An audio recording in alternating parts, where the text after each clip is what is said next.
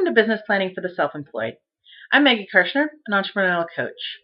I've noticed that a lot of prospective entrepreneurs get really nervous when they consider that they might need a business plan. It seems like a big, scary thing, and it really doesn't need to be. So I've put together this video to give you a really high-level understanding of how business planning works, and just to get you started thinking about what you might need to do. And stay tuned for more videos to go into more depth about each of these areas. So let's get started. So there's 5 basic parts of business plan. What you're looking at on your screen might look a bit like mumbo jumbo, or at least some of the terms do. So I'm going to explain this by getting at the heart question of each area and then tying it back to the business term. So let's dive in. Part 1 of a business plan answers the question, what do you do?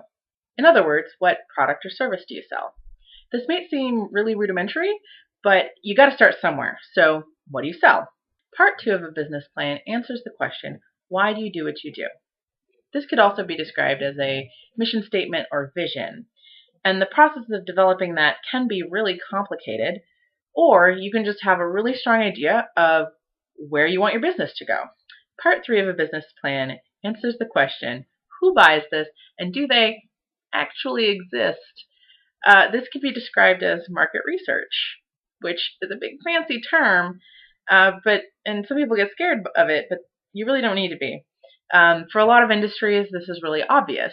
For example, if you're a mental health therapist, there are clearly people who buy mental health therapy. Now, you can refine your answers to these questions to improve your marketing, but this is a good place to start. Part 4 of a business plan answers the questions, how much will they pay, and how many sales or customers do I need? This could also be described as a financial feasibility study.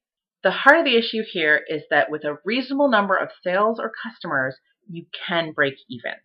Part 5 of a business plan answers the question, where do I access them and what do I tell them? Them being your clients or customers. This is what's at the heart of the notion of marketing and is one of the biggest anxieties for prospective entrepreneurs. So those were the 5 parts of a business plan. Here they are on your screen again.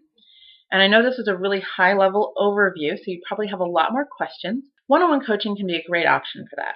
I offer knowledge, value, and experience in business so that you can be confident that you're making wise business decisions.